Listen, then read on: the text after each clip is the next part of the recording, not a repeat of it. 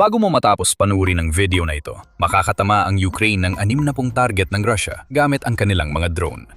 Kung nagdududa ka pa sa husay ng Ukraine sa drone warfare, sapat na ang estadistikang yon para mawala yon. Nagpapakawala ang Ukraine ng napakalaking pag-atake na halos natatakpan na ang langit.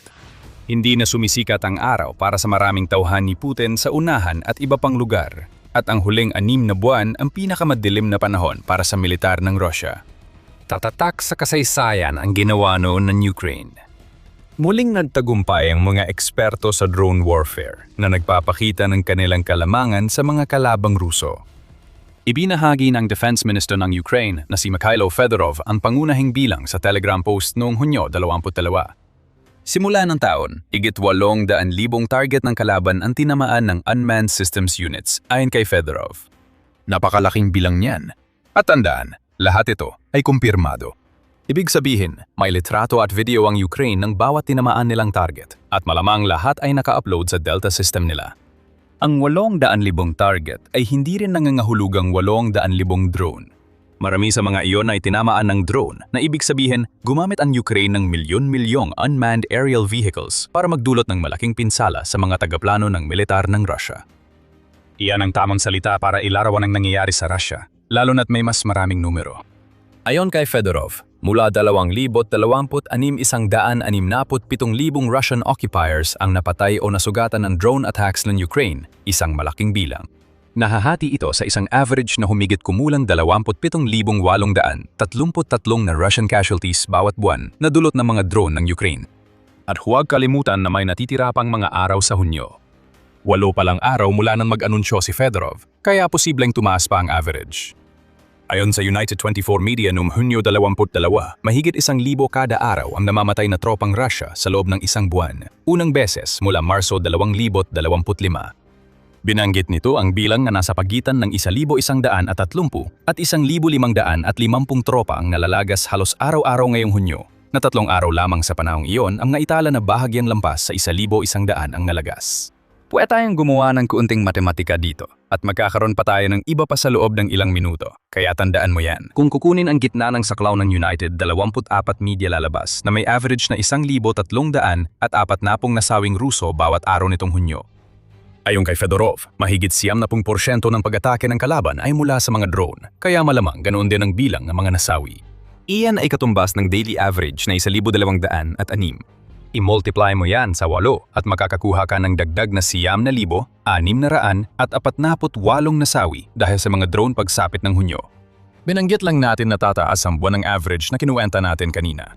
Idagdag mo ang 9,648 na mga nasawi sa 167,000 na napatay o nasugatan na sinasabi ni Fedorov at makakakuha ka ng 176,648. Hatiin mo yan sa 6 na buwan sa unang kalahati ng 2026 at makakakuha ka ng bagong buwan ng average na 29,441.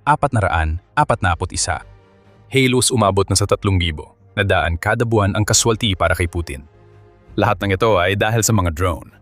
Ito ay bunga ng patuloy na pagtaas ng estratehiya ng Ukraine gamit ang mga drone. Hanggang sa puntong ito, ang Mayo 2026 ang pinakamalaking buwang na itala ng hindi mapigilang hukbo ng mga drone operator. Noong Hunyo 11, sinabi ni Alexander Syrsky, punong komandante ng sandatahang lakas ng Ukraine, na tinamaan ng mga drone ng Ukraine ang halos 180,000 target militar, 12.7% mas marami kaysa noong Abril. Kahit pa may dagdag na araw sa buwan, hindi pa rin sapat yon para ipaliwanag ang ganoong kalaking pagtaas. Patuloy na pinalalawak ng Ukraine ang kalamangan nila sa drone bawat buwan. Bukod sa mga namatay, malaki rin ang gastos ng Russia rito. Pumili tayo ng araw ngayong Hunyo para ipakita yan. Noong Hunyo siyam, iniulat ng United 24 Media na nagdulot ang mga pag-atake ng Ukraine sa loob ng 24 na oras ng 331 milyong pinsala sa kagamitan ng Russia. Kasama sa mga nawalang iyon ang 70, 5 artillery systems, 2 air defense systems, 4 na tanke, 5 armored vehicles at 4 na multiple launch rocket systems. Hindi natin masasabi kung gaano kalaki ang pinsalang pinansyal ng Ukraine sa Russia araw-araw, pero malinaw na bilyon-bilyong dolyar ng kagamitan ang nawawala sa Russia bawat buwan sa Ukraine, na maaring mas masakit pa kay Kalashnikov Putin kaysa sa bilang ng mga nasawi. Sa totoo lang, wala namang pakialam si Putin sa mga tao. Pero kapag tinamaan mo ang militar ng Russia sa bulsa, biglang magiging alerto ang psychopath na yan. Sa simula ng video, sinabi naming pagkatapos mo panuurin ito, may 6 na pong bagong target ng Russia na tinamaan ng Ukraine. Totoo ba ang mga numero? Alamin natin. Ipinahayag ni Fedorov ang 800,000 target para sa 2026 noong Hunyo 22. Kaya kung hanggang Hunyo lang, may 173 araw lahat.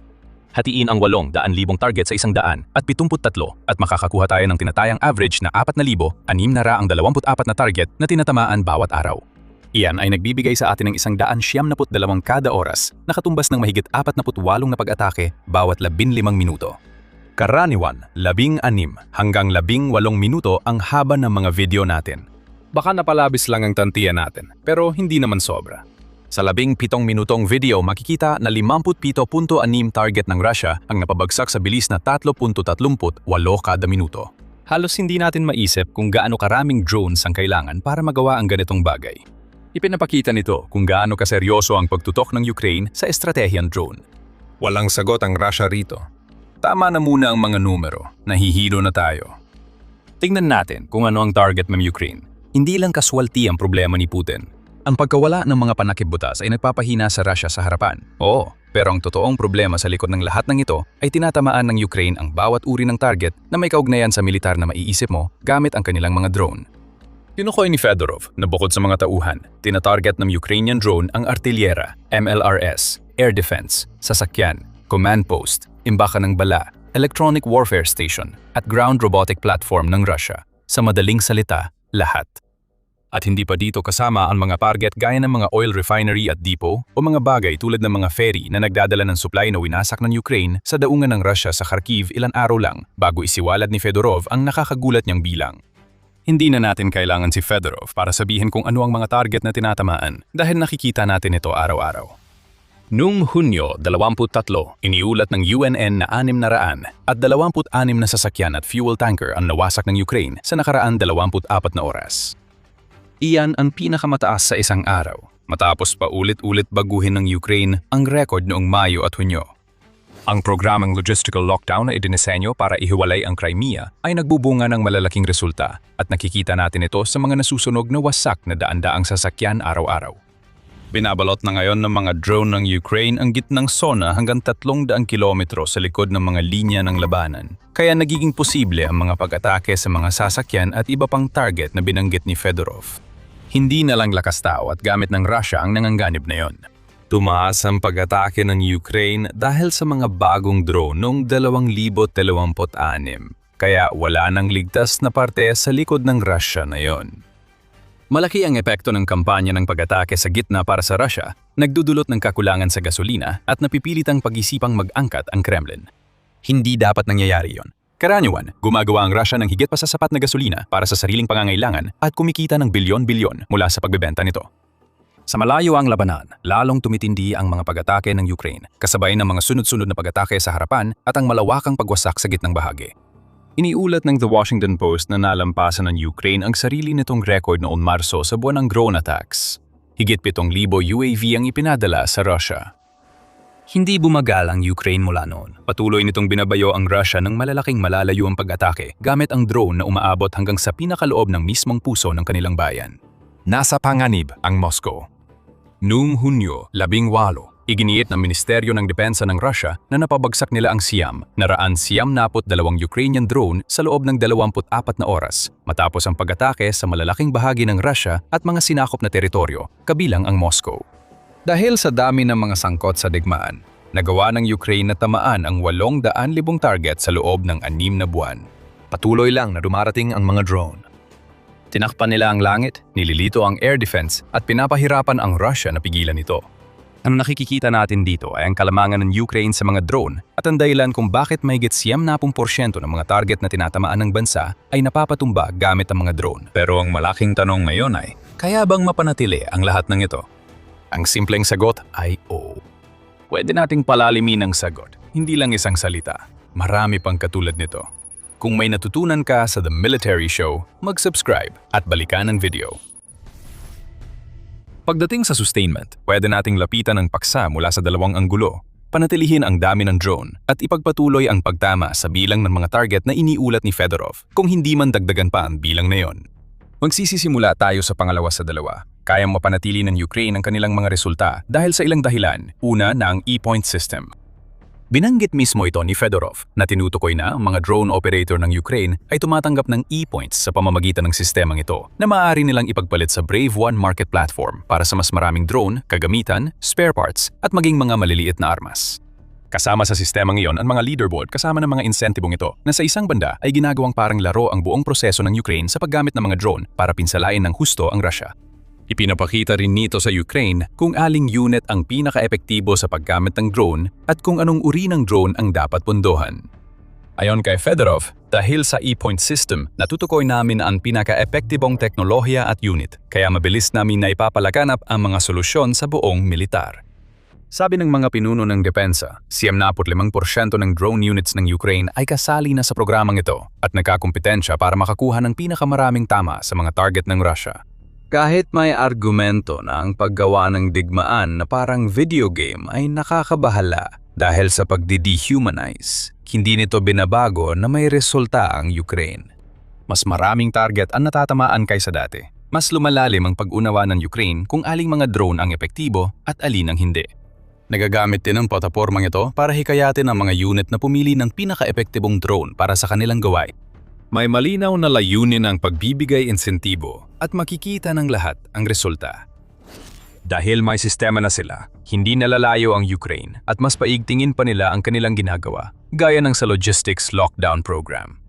Sabi ng Ministry of Defense ng Ukraine, ipapamahagi ang pondo sa E-point system at matatanggap ito ng mga team na eksperto sa pagsira ng logistics ng Russia. Sabi ng Ukraine, magaling kayo, kaya dagdagan pa ang pondo para mas magawa ninyo ito na epektibong paraan. Siguraduhin na ginagamit ng mga sundalo ang lakas nila at abot ang pinakamataas na kahusayan sa labanan. Pinabubuti pa ito ng problemang Ruso na gawa ng Ukraine na tumutulong din sa Ukraine mapanatili ang dami ng kanilang pag-atake. Ang mga air defense ng Rusya ay nasa napakasamang kalagayan ngayon. Binanggit ni Fedorov ang tungkol sa mga air defense na tinatarget ng mga drone ng Ukraine sa kanyang ulat, ngunit hindi siya nagbigay ng detalye. Narito ang detalye. Noong 2025-2026 winasak ng Ukraine ang mahahalagang air defense sa Rusya at mga sinakop nitong teritoryo. Alam nitong hirap ang Rusya gumawa ng bagong sistema at radar dahil sa parusa at supply. Kaya bawat nasirang air defense system ay nag-iiwan ng puwang na pwedeng gamitin. Ayon sa ulat ng Kiev Independent, mula Hunyo 2025 hanggang unang bahagi ng Marso 2026, nagsagawa ang Ukraine ng 472 pag-atake laban sa mga air defense system. Ayon sa UKAI Inform, naging masaker ang Marso para sa air defenses ng Rusya. 39 surface-to-air missile system at 15 radar ang winasak ng Ukraine noong buwang iyon. Dahan-dahang winawasak ng Ukraine ang air defense ng Rusya, kaya mas matagumpay ang kanilang medium at long-range drone attacks. Ayon sa Defense Blog, ang mga drone na ilang libong dolyar lang ang halaga sa paggawa ay nakakadaan na ngayon sa air defense ng Rusya o kaya naman ay hindi na nila ito nasasalubong. Kaya nagkakaroon ng penetration rate na nasa pagitan ng 20 at 30% sa malalalim na strike campaign ng Ukraine. Mas mataas na ngayon ang bilang na ito na nagpapakita ng malaking pagbagsak ng aerial shield ng Rusya. Tulad ng E-point system, pinalalakas ng estratehiyang ito ang sarili nito. Mas hinihikayat ng Ukraine ang pag-atake sa air defense system, kaya mas nadaragdagan ang pagkakataong tamaan ang ibang target. Kahit ilipat ng Russia ang mga air defense para protektahan ang mga lugar na naging mahina, ibig sabihin lang nito ay pinahihina nila ang ibang mga rehiyon. At habang pinapataas ng Ukraine ang bilang ng kanilang mga pag-atake, lalo lang lumalala ang problema na nagdudulot ng isang mapaminsalang siklo na hindi matakasan ng Russia. Sa huli, ang Ukraine ang susi sa pagpapanatili ng tagumpay ng mga pag-atake. Ang kanilang estratehiya nitong mga nakaraang buwan ay napakatalino. Malaking bahagi ng dahilan kung bakit mataas ang bilang ng mga target na tinatamaan ay dahil napagtanto ng Ukraine kung gaano kaepektibo ang kanilang mga pag-atake sa katamtamang distansya. Layunin ang Logistics Lockdown Program na gamitin ng Ukraine ang bagong drone para tamaan ang mga target na hindi inaasahan ng Russia na mahina sa mga ito. Dahil dito, hindi gaanong napoprotektahan ang mga target na yon gaya ng dapat sana na lalo pang nagpapataas sa tagumpay ng Ukraine. Ang estratehiyang ito ay nagdulot ng kakaibang pagbabago at malaking momentum para sa Ukraine sa dulo ng digmaan. May multi-layered na estratehiya ang Ukraine sa paggamit ng drone sa mga kill zone sa harapan, gamit ang maraming FPV drone. Malaki ring dahilan nito ng mga casualty ng Ukraine sa unang bahagi ng taon. Ang gitnang saklaw ng pag-atake gamit ang mga drone at malalalim na pag-atake ng Ukraine para sirain ang makinang pandigma ng Russia mula sa loob. Pagsasama ng lahat ng ito, humina ang pag-atake ng Russia sa harapan dahil sa kakulangan ng koordinasyon at suporta mula sa likuran. Habang humihina ang Russia, lumuluwag ang presyon sa Ukraine at dumarami ang pagkakataon para sa drone attacks. Paulit-ulit itong nangyayari.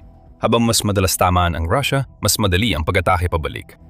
Sa puntong ito, ang militar ng Russia ay parang isang boxingerong hilo sa suntok, natitisod mula sa bawat tama at hindi na maitataas ang mga kamay para depensahan ng sarili.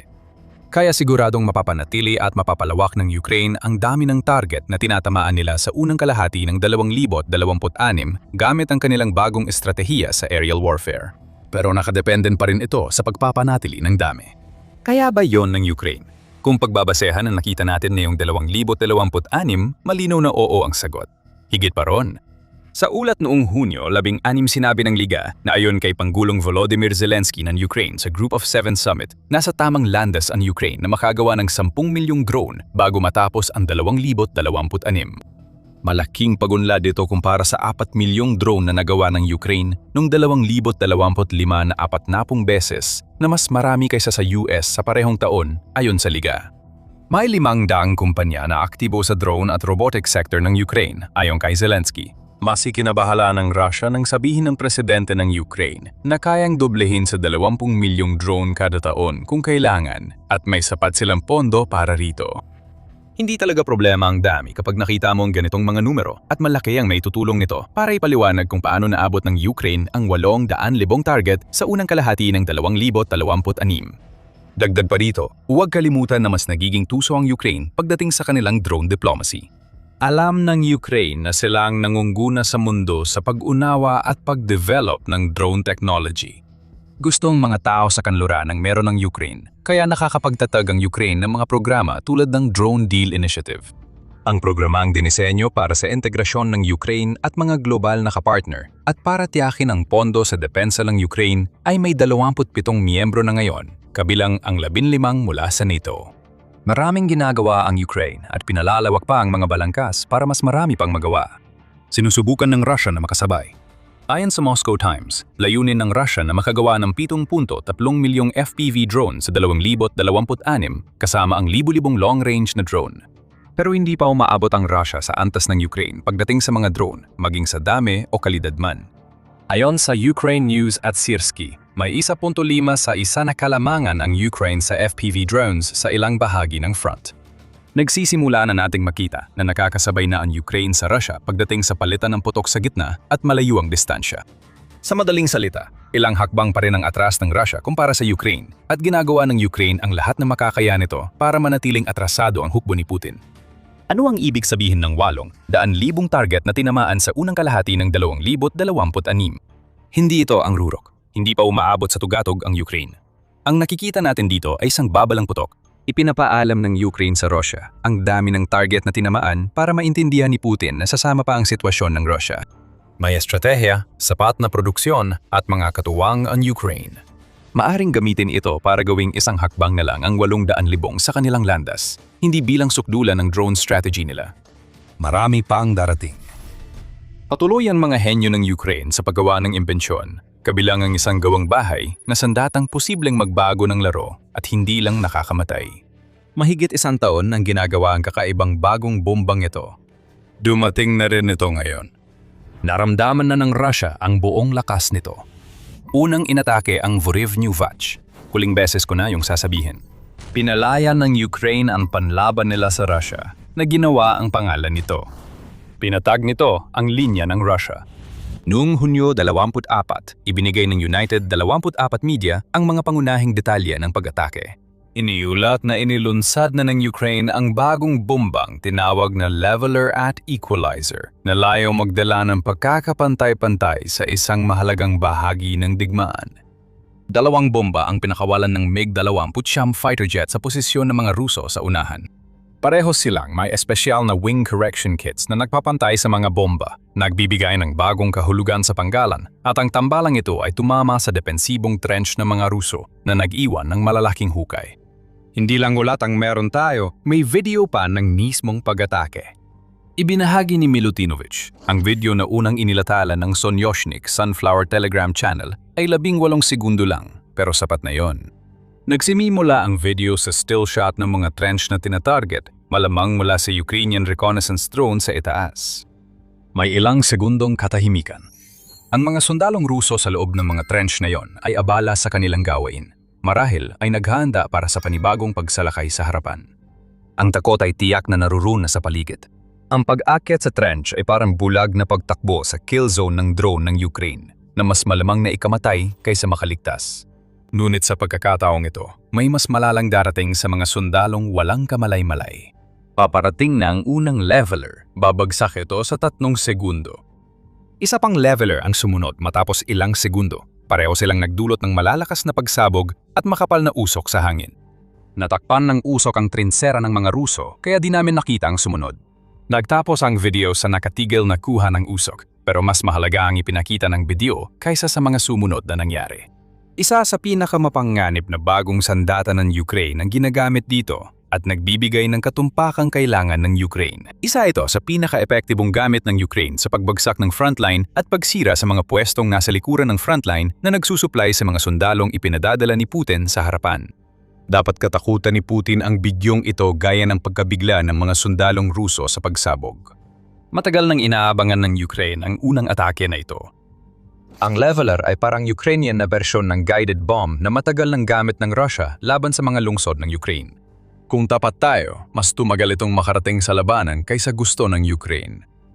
Noong Hunyo 2024, inanunsyo ni Sergei Golubtsov, hepe ng Aviation Force Command ng Armed Forces of Ukraine, na naghahanda ang Ukraine ng lokal na bersyon ng CAB bombs na ginamit ng Russia ilang buwan bago iyon. Ayon kay Golubtsov, magsisimula ang unang pagsubok sa loob ng ilang linggo para makagawa ng aviation kits para sa mga Soviet-era bumbang pagmamay-ari ng Ukraine. Layunin nitong gawing mas tumpak at malayo ang abot kumpara sa mga bumbang gamit ng Russia. Nandun ang pangako. Iniwan ng Russia sa Ukraine noong Soviet Union ang malaking imbakan ng bomba, kaya marami itong mapoproseso bilang guided weapon na kayang magdulot ng matinding pinsala sa harap at likod ng linya ng Russia. Ngunit matapos lumabas ang mga balita tungkol sa nalalapit na mga pagsubok, tumahimik ang lahat sa loob ng ilang buwan. Hindi hanggang Setyembre 2024 naglabas ang Combat Aviation of Ukraine Telegram Channel ng video na tila nagpapakita ng Ukrainian Su-24 bomber na sinusubukan ng unang bersyon ng sandatang kilala bilang leveler. Ipinakita ng video ang maagang potensyal, matagumpay na paghiwalay ng guided bomb at paunang ideya sa disenyo ng bomb kit. Nakita namin ang nakatiklop na pakpak at bilog na takip sa ilong ng bomba para sa aerodynamics. Pagkatapos, halos 2 taon na katahimikan. Hindi malinaw ang dahilan at walang paliwanag mula sa Ukraine. Umabot pa sa 2026 bago lumitaw ang bombang tinawag na leveler. Maaari tayong maghinuha kung bakit inabot ng matagal ang Ukraine bago dalhin ang bomba mula sa konsepto hanggang sa aktwal na labanan. Marahil kinailangan pang pagbutihin ng Ukraine ang abot ng bomba para mapalipad ng kanilang mga fighter jet mula sa malayong likuran ng linya at hindi sila malalagay sa panganib mula sa depensa ng himpapawid ng Russia. Maaring pinili ng Ukraine na unahin ang pag-develop ng drone, lalo na't may JDAM at ASM hammer kits ito mula kanluran na pwedeng gumanap ng kaparehong tungkulin ng bago nitong bomba. Ano man ang dahilan, natagalan bago dumating ang leveler. Nandito na ito at tiyak matutuwa ang Ukraine sa unang matagumpay na paggamit nito. Hawak na ng Ukraine ang perpektong panlaban sa UMPK kits ng Russia na ginagawang semi-guided weapons ang mga bomba nilang nagdudulot ng matinding pinsala. Maaring ikabit ang mga Russian kits sa FAB 200 at 50 at FAB 500 na airdrop munitions, kaya kayang tamaan ng Russia ang mga target na ilang dosen ng kilometro sa likod ng frontline. Maaring isipin na ang leveler ay gaya lang ng ibang kit pero mas marami pa itong kaya. Bagamat hango sa UMPK kits, mas pinabuti ng leveler ang ideya ng Russia at nagpakita ng inobasyong di naisip ng mga tauhan ni Putin. Pagkatapos ipakita ang leveler sa Eurosatory 2026 sa Paris, nagsimulang lumabas ang ilang detalye tungkol sa ginawa ng Ukraine. Ayon sa Pravda, kaya ng bomb kit na ilunsad ang ordinaryong bomba mula 500 hanggang mahigit 10,000 metro ang taas. Mas malayo ang naabot ng leveler kaysa karamihan ng kit mula Russia dahil kaya nitong tamaan ng target mula 10 hanggang 130 kilometro mula sa himpapawid na plataporma na nadulunsad nito. Napansin din namin na pwedeng ikabit ang kit sa 250 kilong bomba, pero di pa malinaw kung plano ng Ukraine na i-develop ito para sa iba pang laki ng bomba. Nagbigay ang Business Insider ng ilang karagdagang detalye tungkol sa bomba sa kanilang ulat at binanggit na maaari itong ilunsad mula sa mga plataporma ng Ukraine na mula pa noong panahon ng Soviet, gaya ng nakita natin sa mga unang pagsubok. At ang katotohanan gumamit ang Ukraine ng MiG-29 para sa kanilang unang pag-atake. At na ito ay compatible sa F-16 Animat Mirage fighter jets na meron ang Ukraine. Ang pagiging compatible nito ay hindi nangangahulugan na makikita na natin agad ang leveler na bumabagsak mula sa mga pakpak ng mga jet na iyon. Kailangan pa ng leveler ng dagdag na sertifikasyon para sa dalawang iyon bago magamit, pero mukhang madaling mas olusyunan ito.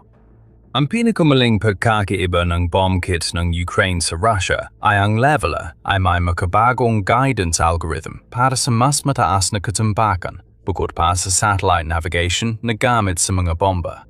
Ipinapakita nito may bahagi ng proseso na ginagamitan ng AI. Kung ang unang pag-atake gamit ang mga bombang ito ay indikasyon, gumagana ang algorithm ng eksakto ayon sa pagkakadisenyo rito. Gumana para sa Russia ang diskarte nilang pwede na sa glide bombs. Para kay Putin, basta may tamaan ang sandata kahit malayo sa target, ayos na. Gustong Ukraine ng armas na tumpak tumama sa makitid na trench kahit ilang dosenang kilometro ang layo. Ibinibigay ng leveler ang ganoong katumpakan. Ayon kay Militarny, ang bomb kit na ginamit sa mga trench ng Russia ay posibleng mula sa experimental batch na ipinadala sa Ukrainian Air Force noong Mayo. Ang mga susunod na batch ay maayos na ang anumang problema at magiging mas eksakto pa kaysa sa mga nakita natin sa footage. At sa wakas, narito ang malaking dahilan kung bakit gustong-gusto ng Ukraine na may lagay agad sa mass production ang leveler sa lalong madaling panahon. Ang presyo. Baka maalala ninyo, nabanggit namin na isa sa dahilan ng pagkaantala ng paggamit ng leveler sa Ukraine ay dahil may nakaimbak silang Western bomb kits tulad ng US-made JDAM na pwedeng alternatibo. Tiyak na epektibo ang JDAM. Sa katunayan, isa ito sa pinakamagagandang halimbawa ng ganitong uri ng guided bomb kits sa buong mundo. Pero may komplikasyon din ito dahil mataas ang presyo, lalo na't kailangang bilhin ng Ukraine ang US-made armas sa Pearl Initiative, imbes na makatanggap bilang military aid. Ang leveler ang solusyon sa partikular na problemang ito. Base sa ulat ng Militarny, noong Mayo, 19 ang bagong guided bomb kit ng Ukraine ay halos 1/4 ng presyo ng JDAM kit. Malaki yan para sa Ukraine. Ibig sabihin nito, nakakakuha sila ng 3 guided bomb sa halagang isa lang na maaring ibigay ng isang mahalagang kaalyado mula sa kanluran. Kapag 3 beses ang lakas ng opensiba, 3 beses din ang pinsala at masama yon para sa mga puwersa ng Russia. Hindi nila alam kung kailan ligtas sa guided bomb strike dahil posibleng sundan ito ng Ukraine dahil mas mura gawin ang glide bomb nila kaysa bumili ng ibang bersyon. Malaki rin ang antas ng bersyon ng Ukraine ng guided bomb. Naging roller coaster ang relasyon ng Ukraine at US simula nang maging presidente si Donald Trump at naranasan nilang matigil ang lahat ng tulong mula US. Mas maganda na ang relasyon. Pinuri ni Trump si Pangulong Volodymyr Zelensky ng Ukraine sa pagharap ng bansa sa sitwasyon noong 2026 G7 meeting. Gayunpaman, ang pag-aalala tungkol sa access sa mga sandata ng US, pati na rin ang mga kondisyon na maaring ipataw dito, ay palaging nasa isipan ng buong Ukraine. Ang leveler ay walang kasamang anumang kondisyon kung paano ito gagamitin ng Ukraine at maaari silang magkaroon ng kahit ilan basta't kaya nilang gawin. Ang nakikikita natin sa sandatang ito at sa unang nga italang paggamit ng leveler sa labanan ay na-level up ng Ukraine ang kanilang kampanya laban sa Russia. Alam nating masama yon, pero totoo rin. Ang guided bomb kit na ito ay posibleng magbago ng laro para sa Ukraine sa 2 dahilan. Bago tayo magsimula, paalala na nanonood ka ng The Military Show. Kung may natutuhan ka, pindutin ang subscribe para makita ang aming mga susunod na palabas. Unang-una, ang leveler ay sumisimbolo sa Ukraine sa pag-level ng playing field sa guided bombs. Ang pagkakaroon ng kapantayan sa Russia pagdating sa glide bomb sa digmaan ay napakalaking bagay para sa Ukraine at isa ito sa mga dahilan kung bakit tinatawag ding equalizer ang leveler. Para maintindihan pa, alamin natin paano ginagamit ng Russia ang glide bomb laban sa Ukraine. Ang dami mismo ang naging susi para sa Russia. Noong Abril, halos 7,000 na guided aerial munitions ang pinakawala ng Russia laban sa Ukraine, kasunod ng kabuuang 7,987 noong Marso. Ito na ang pinakamataas na bilang sa isang buwan sa digmaan dahil nagpakawala ang Russia ng 1,500 glide bombs, mas marami kaysa record noong Pebrero. Ayon sa Russia Matters, posibleng matapos ng Russia ang 2026 na nakapagpakawala ng 75,000 guided bombs sa Ukraine. 25% mas mataas kaysa 60,000 noong 2025. Ang punto rito ay alam ng Russia kung gaano kadelikado ang mga ganitong uri ng bomba. At sa totoo lang, ang pagkakaroon ng glide bomb advantage ay isa sa ilang positibong bagay para kay Putin sa kanyang kampanya para sakupin ang Ukraine. Hindi eksaktong tumatama ang mga bombang ito na pwedeng umabot sa 1,500 kilo ang bigat. Para sa Rusya, mahalaga ang pinsala. Nagpapalipad ang Russia ng glide bomb para tamaan ng mga target sa buong Ukraine, pati na ang mga pinatatag na lungsod. Marami pa ring sibilyan sa mga lungsod na di pa naabot ng Russia. Wala tayong eksaktong bilang ng mga Ukrainian na napatay ng glide bomb ng Russia. Kinumpirma ng United Nations na 16,126 sibilyang Ukrainian ang namatay hanggang Mayo 31. Karamihan ay posibleng dulot ng Russian glide bomb. May mga paraan ng Ukraine laban sa mga bombang binabago ng Russia at paulit-ulit nilang ginagamit ito. Noong Abril 3, iniulat ng Forbes na may bagong jammer ang Ukraine na nagpapawalang silbi sa maraming glide bomb ng Russia. Ayon sa tagapagsalita ng mga developer ng Alima-Quant jamming system, bumaba sa zero ang bisa ng mga cab. Sa panayam ng Forbes, sinabi rin niyang naghulog ang kalaban ng 69 na cab sa 700 kilometrong bahagi ng front noong isang buwan. Nagresulta ang mga pag-atake sa bahagyang sugat ng 8 sundalo. Gayunpaman, ang pagpigil sa guided bomb ng Rusya ay kakaiba. Ibang usapan na ang kakayahan ng Ukraine na magbalik ng pinsala gamit ang bomb kit na gawa sa Ukraine. Dahil sa mass production ng Levela, makakagawa na ang Ukrainian ng libu-libong guided bomb para labanan ang Rusya. May pagkakaiba, tinatarget ng Rusya ang mga syudad gamit glide bomb na hindi ginagawa ng Ukraine. Ang pagiging eksakto talaga ang susi sa leveler at ngayong alam na nating tama ang tama ng bomba, malamang gagamitin ng Ukraine ang sandatang ito para palakasin pa ang isang bagay na nagpapahina na sa Rusya sa harapan, ang Middle Strike Campaign. Ang kampanya ang isa pang dahilan bakit pwedeng magbago ang laban sa paglabas ng leveler. Ito ang pinakamahalaga sa lahat. Maganda sa simbolismo ang pumantay sa Russia, pero mas mahalaga ang magkaroon ng bumbang makakatulong sa mas epektibong kampanya. Sa ngayon, nakatuon ang 2026 Middle Strike Campaign ng Ukraine sa paggamit ng bagong henerasyon ng drone na kayang tumama ng daan-daang kilometro sa likod ng frontline at naging epektibo ito. Ang mga drone ng Ukraine ay tumatarget sa mga pangunahing daanan ng supply na papunta sa Crimea, lalo na habang sinusubukan ng Ukraine na ihiwalay ang peninsula at gawing hindi na practical na opsyon para kay Putin bilang isang estratehikong lugar. Matagal na ring tinatarget ng Ukraine ang mga likurang bahagi ng Russia gamit ang drone at sandatang kanluran ayon sa Kyiv Independent. Tintarget ang mga truck ng supply, gasolina, depensa sa himpapawid, imbakan ng bala, lugar ng drone launch at command at control center na ginagamit ng Russia para ayusin ang tropa sa harap. Malaki ang ipinagbago ngayon dahil tumaas na ang kampanya ng Ukraine sa gitnang pag-atake na hindi inasahan ng Russia. Ang mga litrato na ibinahagi ng Radio Free Europe, Radio Liberty ay nagpapakita lamang ng maliit na bahagi ng pinsala habang nakikita natin ang mga wasak at sunog na mga sasakyan at mga sunog sa mahahalagang imbakan ng langis. Nadiskubre ng Ukraine na ang pagsira sa lohistika ng Russia sa likod ay labis na humahadlang sa mga pag-atake ng Russia sa harapan. Marami nang nasabi tungkol sa bagong henerasyon ng mga drone na nagbigay daan sa kampanyang ito ng mga pag-atake. Naging tampok sa balita ang Hornet, isang AI-powered na drone mula sa kumpanyang Amerikano. Kayang otomatikong tukuyin ang mga target at abot kaya ito kaya nakakagamit ang Ukraine ng 12-12 ng ganito araw-araw. Namumukod tangi ang bagong Behemoth drone na kayang tumama sa mga target hanggang 300 kilometro gamit ang 75 kilong tandem warhead na may penetrator at thermobaric charge, kaya perpekto ito sa matitibay na target. Isa pa rito ang misteryosong Morrigan drone. Ayon sa Business Insider, naging susi ang drone na ito sa paggawa sa RR-200 at 80 na kalsada na isang ganap na impyerno para sa mga sasakyang Ruso na nag-uugnay sa Russia, Crimea at mga sinakop na rehiyon sa timog Ukraine. Ang mga ito at iba pang middle strike drones ay mahalaga sa pagbago ng takbo ng bigmaan pabor sa Ukraine. Bukod pa sa kampanyang layong ihiwalay ang Crimea at mga middle strike ng Ukraine, humina ang Russia sa harap at nakakuha ng tagumpay ang Ukraine na napigilan ang summer offensive na inaasahan ni Putin na magbibigay ng rehiyon ng Donbas pagsapit ng Setyembre. Hindi na talaga mangyayari yon. Ngayon, isipin mo kung isasama pa ang leveler. Bukod sa mga drone na hirap pigilan ng Russia, kailangang harapin ng mga puwersa sa likuran ang malalakas na glide bomb na mas malakas pa kaysa karamihan sa middle strike drone. Malaki ang potensyal na makagawa ng libu-libong leveler para magpatuloy ang pambobomba ng Ukraine sa mga posisyon ng Russia. Nakikita naming umuusbong ang isang kampanyang may maraming antas, kung saan libu-libong sundalong Ruso ang namamatay sa mga kill zone sa unahan na puno ng FPV drone.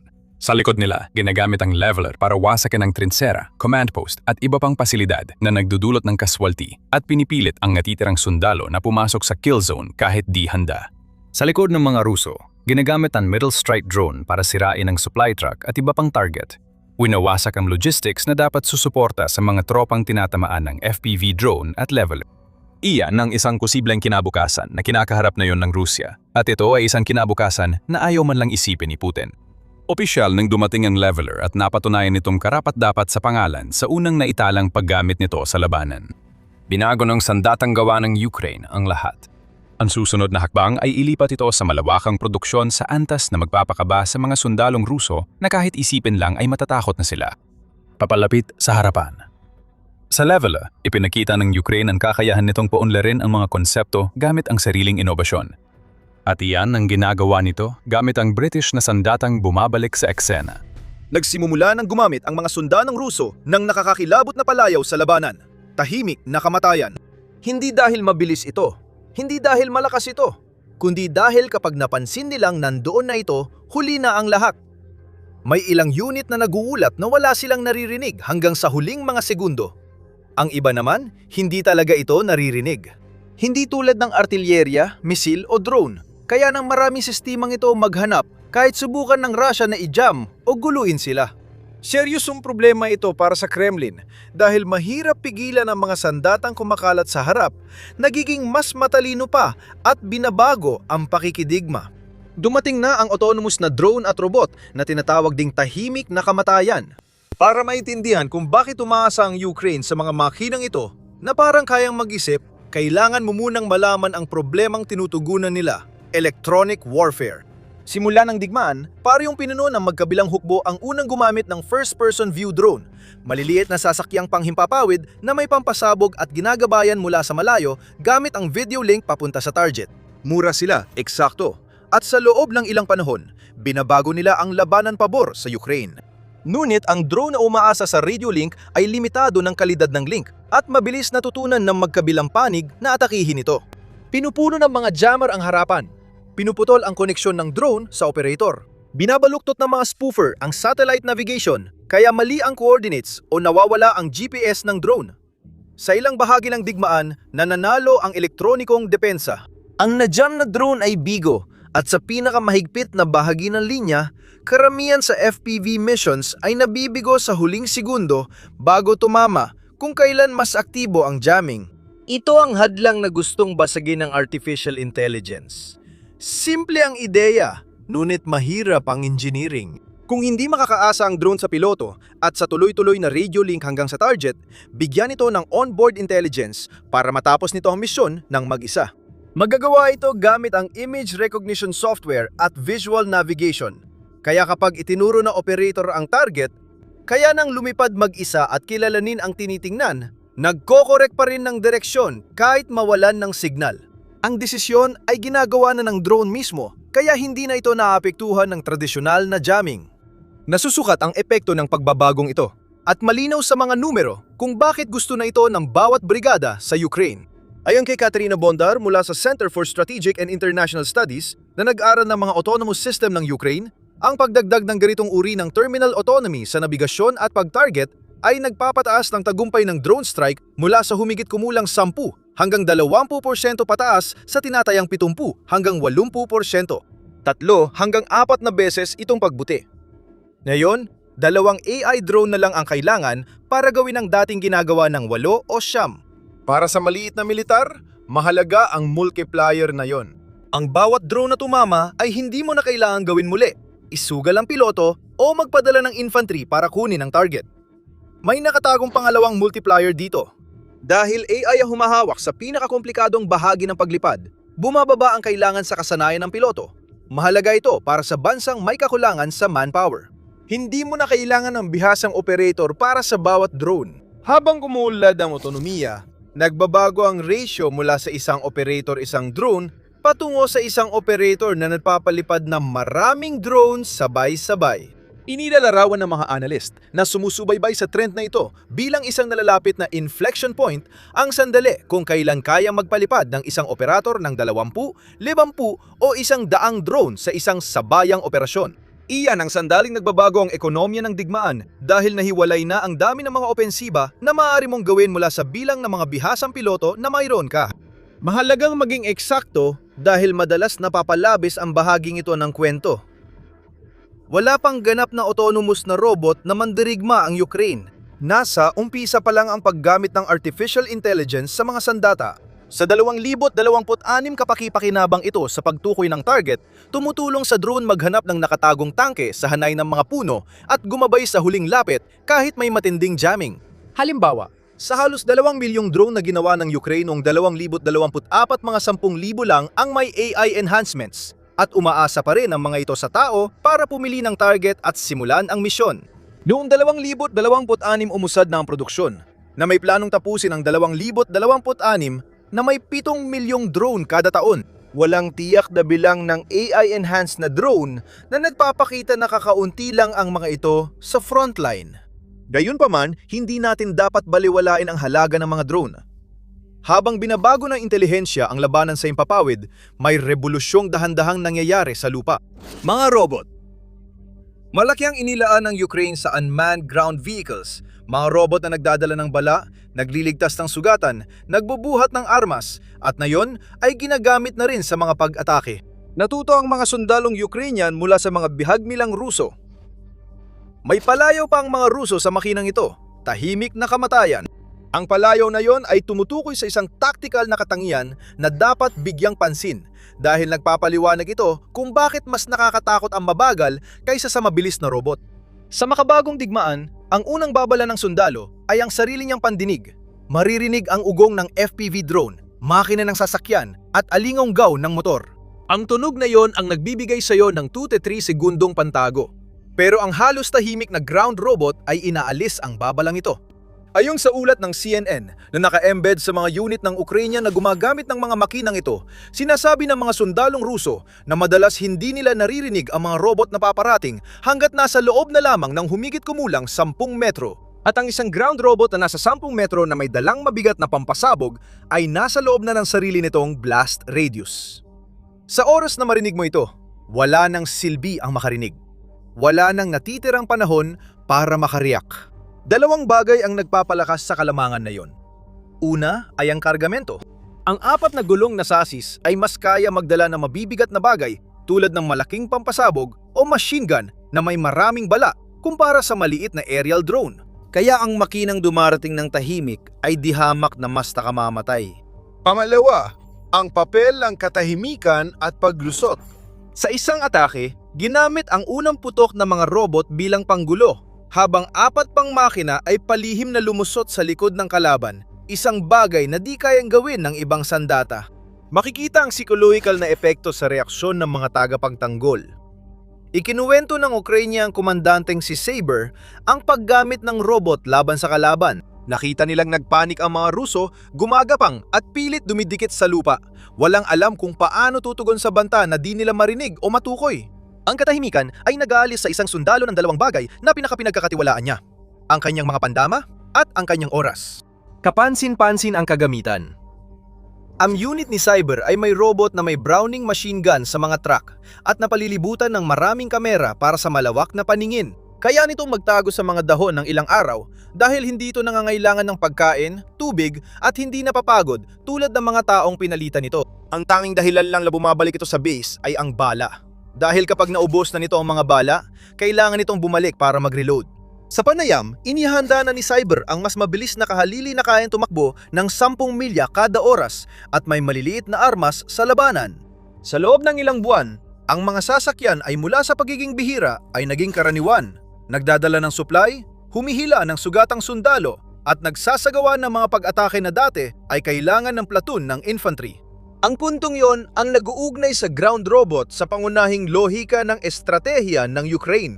Ang Robotic Strike Unit na NCNC-3 mula sa ikatlong Assault Brigade ng Ukraine ay nagsagawa ng sariling kalkulasyon sa mga operasyon nito. Sa 164 na pagsalakay, tinantiya ng unit na kailangan nila ng 2,300 infantry para sa kaparehong epekto ng kanilang mga robot, at kalahati sa kanila ay posibleng mamatay o masugatan. At ayon sa sariling talaan ng unit, ibig sabihin nito ay nakaligtas ang humigit kumulang 1,000 buhay ng mga Ukrainyano dahil sa mga makina.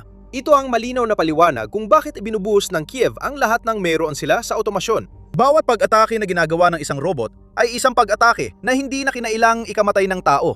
At mahalaga ito dahil nagsimula ang Ukraine sa digmaan na dehado na.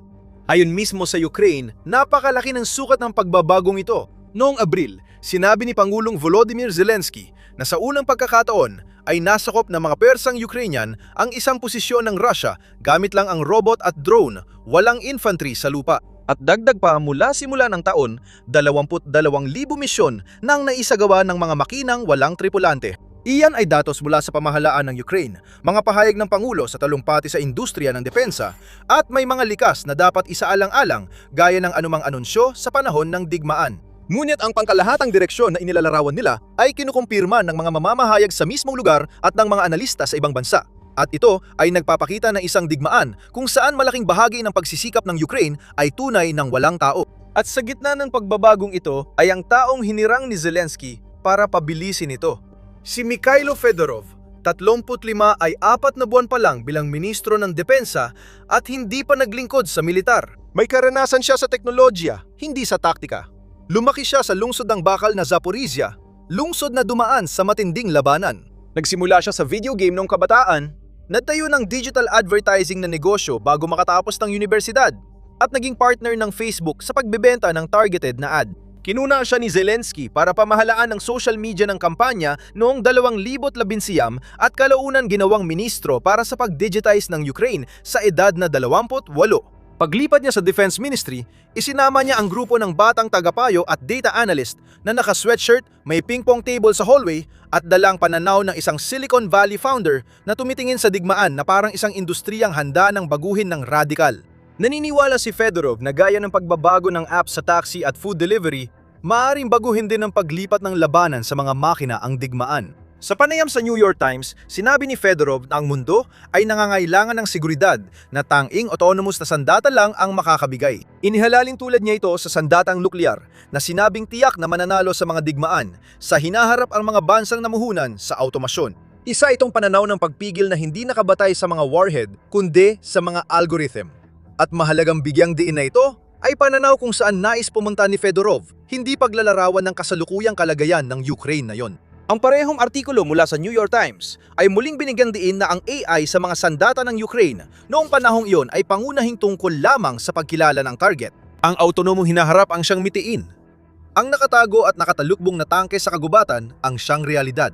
Sa likod ng futurismo, may estratehiyang binuo ni Fedorov at sinuportahan ni Zelensky para piliting makipagnegosasyon ang Russia. Ayon sa The New York Times, tinatawag itong air-land economy at may 3 bahagi. Sa impapawid, harangin ang 75% ng paparating na drone at misil ng Russia. Patayin o sugatan ng mas marami sundalong Ruso kaysa kayang palitan ng Moscow at targetin ng mga oil export terminal na pinagmumulan ng pondo para sa digmaan. Isa itong estratehiya ng pagkapagod, pero sadyang ininhinyero na matematikal ang uri ng pagkapagod na ito. Tinawag ni Fedorov ang yugtong ito ng digmaan na targetadong pagwasak at nilagyan ng mga numero ang layunin. Ayon sa kanya sa New York Times, nawawalan ng Russia ng humigit kumulang 3,000 at 50,000 hanggang 40,000 sundalo bawat buwan pagsapit ng kalagitnaan ng 2026 at layunin niyang itaas ang bilang na yon sa mahigit 50,000 isang antas na pinaniniwalaan niyang magpapahinto sa pananakop ng tuluyan. Kasabay nito ang sistematikong pagkalagas ng lakas tao ng Russia. Ayon sa pagtataya ng British Intelligence, ang kabuwang bilang ng namatay na Ruso ay nasa pagitan ng 300 at 25,000 at 500,000. Ayon sa sariling General Staff ng Ukraine, umaabot sa halos 1.4 milyon ang bilang ng mga nasawi. At kahit na maaring pagtalunan yon, ganon kalaki ang bilang ng mga nasawi na hindi pa nawalan ng ganitong karaming tropa ang Russia mula nung ikalawang digmaang pandaigdig at nahihirapan silang palitan ng mga ito. Sa puntong ito, bumabalik sa simula ang matematika ng digmaan. Nakakatuksong sabihing nagbago na ang sitwasyon at mas malakas na ang Ukraine, pero hindi yun totoo.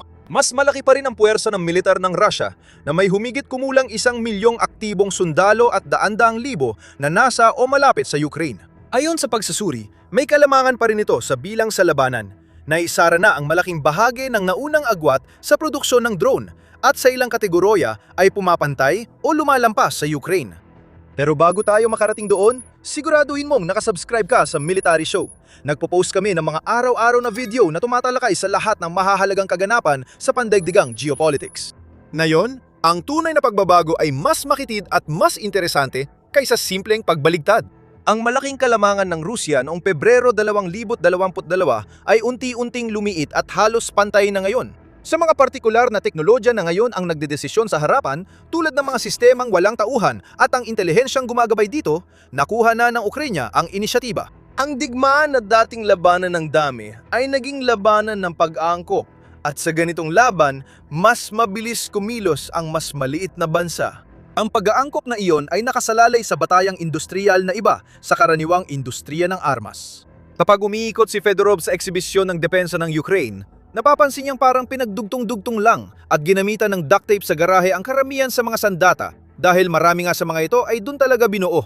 May fiber optic cable na nagpapalipad sa drone gamit ang hibla ng salamin, kaya hindi ito naaapektuhan ng jamming dahil walang radio signal na gamit. May mga paladlaking drone para pagmamanman, sandatang nakakabit sa lubo, at mga sasakyang panlupang walang tauhan na parang mesang nakakabit sa maliit na bulldozer.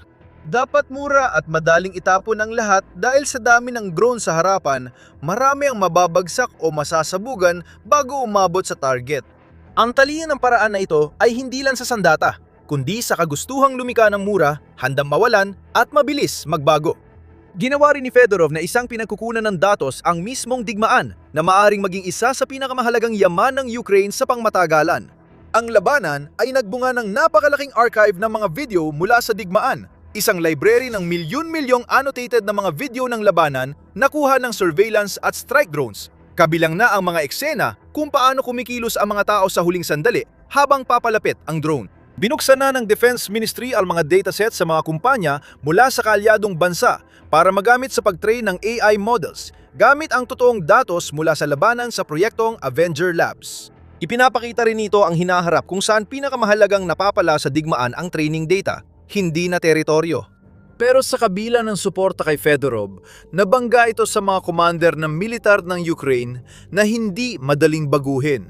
Ang lahat ng makabagong usapan tungkol sa digmaang robot ay nagdulot ng totoong pagtutol sa loob ng sandatahang lakas, hanggang sa punto na inilalarawan ng mga analyst na may hayagang labanan ng kapangyarihan sa pagitan ng ministro at ng mga general. Ang pagtutol mula sa mga nasa labanan ay hindi dahil walang silbi ang teknolohiya, kundi dahil ang ipinangakong paglipat sa hindi na tao ang lumalaban ay mas mabagal sa totoong buhay kaysa sa mga talumpati ni Fedorov. Tila malayo ang usapan sa bakanteng larangan ng digmaan ng mga makina sa totoong digmaan na puno pa rin ng maputik na trinsera at wasak na katawan. Pero hindi rin ganun kasimple. Si General Oleksandr Syrskyi, punong komandante ng Ukraine, ay patuloy na nananalo gamit ang tradisyonal na pinagsamang taktika ng armas, armor at galaw ng infantry. Mga pamamaraang nagdala ng malalaking tagumpay sa unang bahagi ng digmaan. Kasabay nito, maraming brigada sa unahan ang niyakap ang bawat technological na kalamangan na maaari nilang makuha. Pinuri ng komandante ng K2 Brigade na isa sa mga unang gumamit ng FPV drones ang pagkakarolang batang kalihim ng depensa na may technological na pag-iisip at nakakaintindi sa wika ng mga unit, isang taong hindi na nila kailangang ipaliwanag pa ang kahit ano. Ang realidad ng digmaan ay nasa gitna ng mga posisyong ito. Hindi basta tao laban sa makina, kundi magulong at pinagtatalunang pagsasanib ng dalawa. At mahalagang tandaan, sa ilalim ng lahat ng ito, kung bakit ginagamit ang mga makina sa simula pa lang.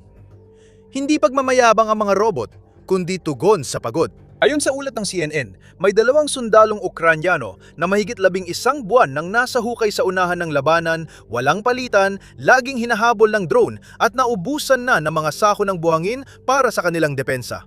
Isa sa kanila ay naglakad ng 20 milya papunta sa ligtas na lugar sa madaling araw, halos 1 taon nang hindi nakakausap ang kanyang asawa at tanging sa pamamagitan lamang ng mga naitalang mensahe sa radyo sila nakakausap. Sila ang mga lalaking nais iligtas ng otomasyon. Umiiral ang mga robot, dahil kakaunti na lang ang mga sundalong tulad nila at ang natitira ay itinutulak na lampas sa hangganan ng tao. Iyan ang makina ng revolusyon, hindi dahil sa teknolohiya, kundi sa kakulangan ng tao at ayaw ng isugal ang buhay, na nagdadala sa atin kung saan naniniwala si Fedorov na patungo ito at sa kasunod na kaba.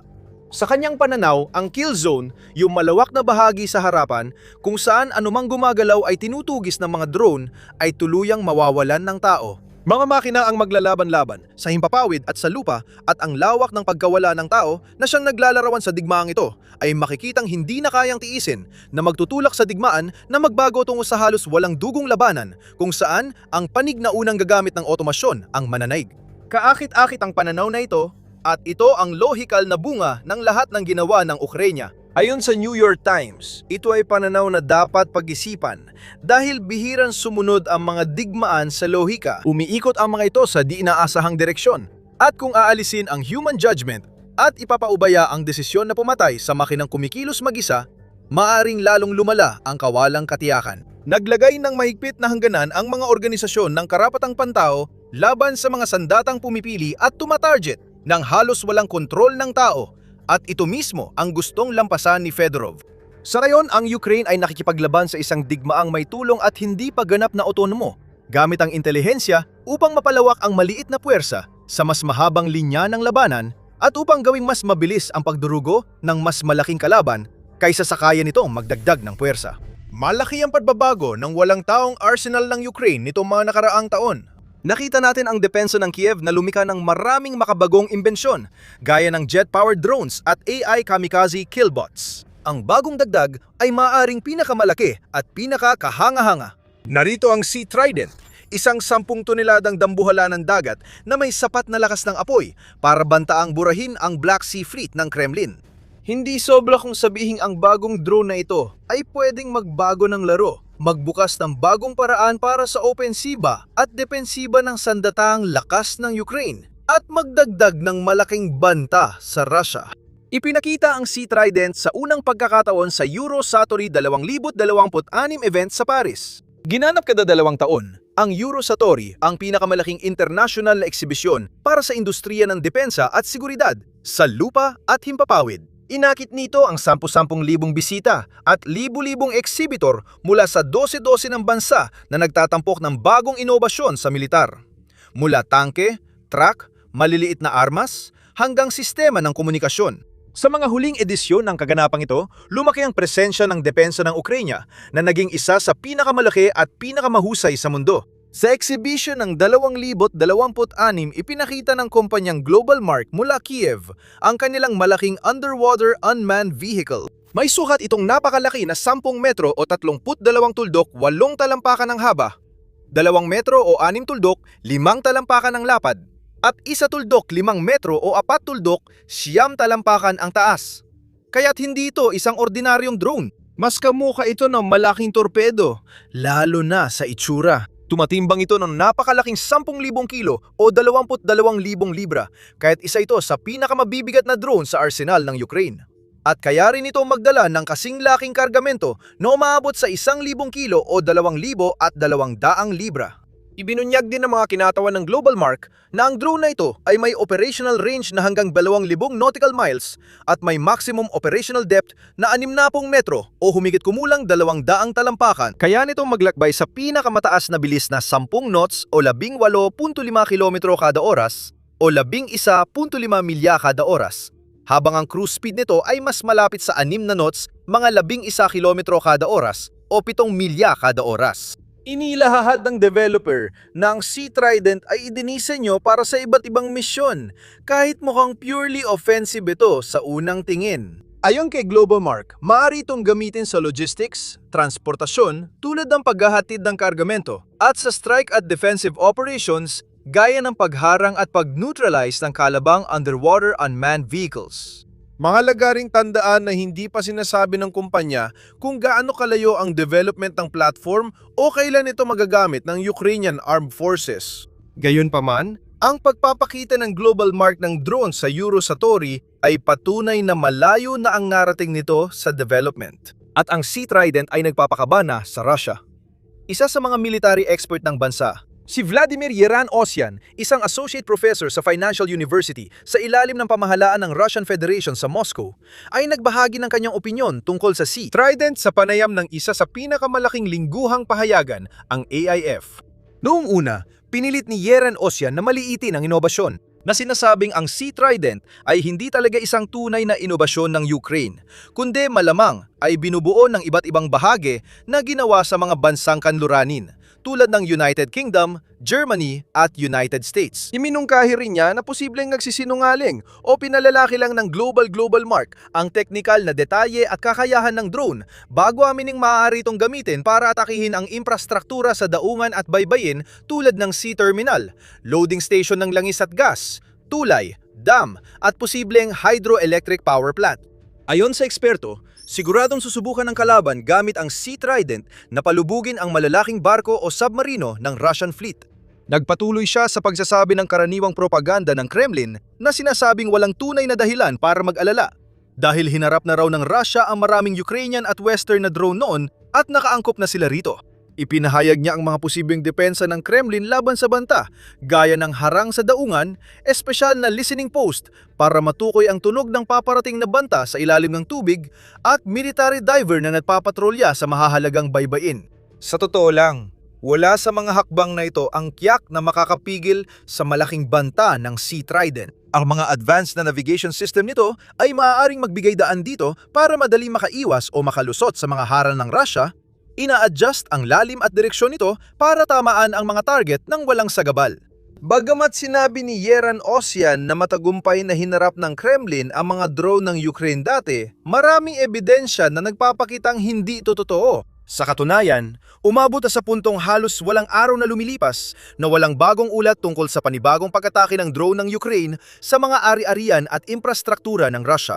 Ang mga puwersa ng Kiev ay sistematikong pinupuksa ang mga target ng Russia isa-isa. Sinisira at winawasak ang lahat mula sa mga barkong pandagat hanggang sa mga oil terminal at imbakan ng bala, at paulit-ulit na nabigo ang hukbo ng Kremlin na pigilan sila. Mabagal ang mga radar nito, kulang ang depensa sa himpapawid, at paulit-ulit na nabibigla ang mga puwersa nito. Totoo rin ito sa lupa tulad ng sa dagat. Dahil nakita natin kung gaano kahusay gamitin ng Ukraine ang kanilang mga drone at misil sa ere at tubig para matagumpay na atakihin ang mga barko ng Russia sa Black Sea at iba pang lugar. Sa katunayan, nagsimula ang mga pag-ataking ito noon pang 2022 sa mga unang yugto ng digmaan. Noong Marso 2022, ilang linggo matapos magsimula ang labanan, ginamit ng Ukraine ang Tochka U ballistic missile para palubugin ang malaking barkong panglapag ng Russia sa sinakop na daungan ng Berdyansk. Matapos ang isang buwan, ipinagdiwang ng Ukraine ang isa sa pinaka-iconic na tagumpay nang sirain ng Neptune missiles nila ang punong barko ng Black Sea Fleet, ang Moskva Missile Cruiser. Sa mga sumunod na buwan, nakita natin ang mga landing craft, assault boat, at support vessel na nasira o nawasak. At habang lalong lumalakas ang mga puwersa ng Ukraine sa paglipas ng mga taon, mas marami pang mga barko ng kalaban ang nawasak. Pati ang mga submarino ng Russia ay hindi rin nakaligtas sa mga pag-atake nito. Noong Setyembre 2023, tinagos ng mga missile ng Ukraine ang katawan ng Rostov-on-Don. At noong Disyembre 2025, gumamit ang Ukraine ng drone sa impapawid at ibabaw ng dagat para atakihin ang isang Russian Project 6 na 136 submarino. Sinira ng Kiev ang mga rail ferry na tumutulong magpadala ng supply sa Crimea. Unti-unting ginugutom ang sinakop na peninsula sa bala at gamit militar. At bawat taon ng labanan ay mayroong maraming barko ng iba't ibang laki at klase na lumubog sa kailaliman ng dagat o kinailangang hilahin palayo para sa magastos na pagkukumpuni. Sobrang epektibo ng mga pag-atake, kaya halos nawalan ng silbi ang Black Sea Fleet. Nang mapansin ng mga commander ng Kremlin na dumarami ang nasisirang barko at kulang sila sa depensa laban sa mga drone at misil ng Ukraine, inalis nila ang mga ito sa lugar ng labanan. Habang tumatagal, lalong nabawasan ang mga barko ng Russia sa Black Sea. Karamihan ay nananatili na lang sa mga daungan o shipyard, nagtatago at umaasang pababayaan sila ng Ukraine. Dahil dito, mas kaunti na lang ang mga barkong nagpapakawala ng caliber missiles sa mga bayan at lungsod ng Ukraine. Sa madaling salita, nabawasan ng Ukraine ang pambubomba ng Russia at maraming buhay ang nailigtas sa paglaban sa Black Sea Fleet. Sa madaling sabi, Binago nito ang Black Sea Fleet mula sa isang aktibo at malakas na banta tungo sa pagiging tunay na pabigat para sa Russia. Imbes na gamitin ng Kremlin ang mga barkong pandigma para umatake at palawakin ang kalamangan sa lupa, halos wala na silang pakinabang dito at kailangan pang gumastos ng oras, pera at yaman sa pagprotekta o pag-aayos ng mga ito. Ang kamangha-mangha, nagawa ito ng Ukraine kahit wala silang tradisyonal na hukbong dagat. Umasa lang sila sa drone at misil para talunin ang isa sa pinakamalakas na hukbong dagat sa mundo. May potential ang Sea Trident na iangat ang kanilang operasyong pandagat sa bagong antas.